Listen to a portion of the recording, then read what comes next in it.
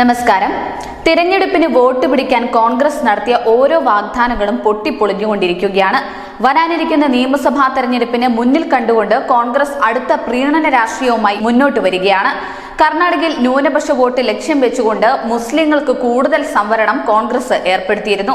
കർണാടകയിലെ പിന്നോക്ക വിഭാഗങ്ങളുടെ സംവരണം തട്ടിയെടുത്താണ് മുസ്ലിങ്ങൾക്ക് ഇത് നൽകിയത്.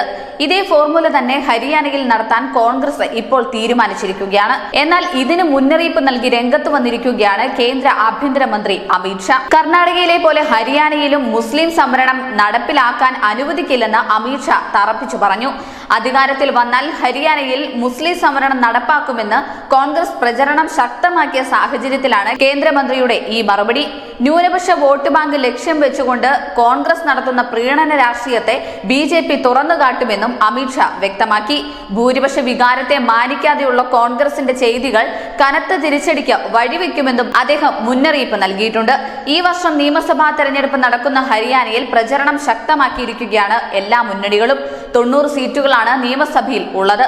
ഭരണകക്ഷിയായ BJPയെ താഴെയിറക്കാൻ ഇന്ത്യൻ നാഷണൽ ലോക്ദളും BSPയും ഒന്നിച്ചാണ് ഇത്തവണ മത്സരിക്കുന്നത്. News desk, news India Malayalam.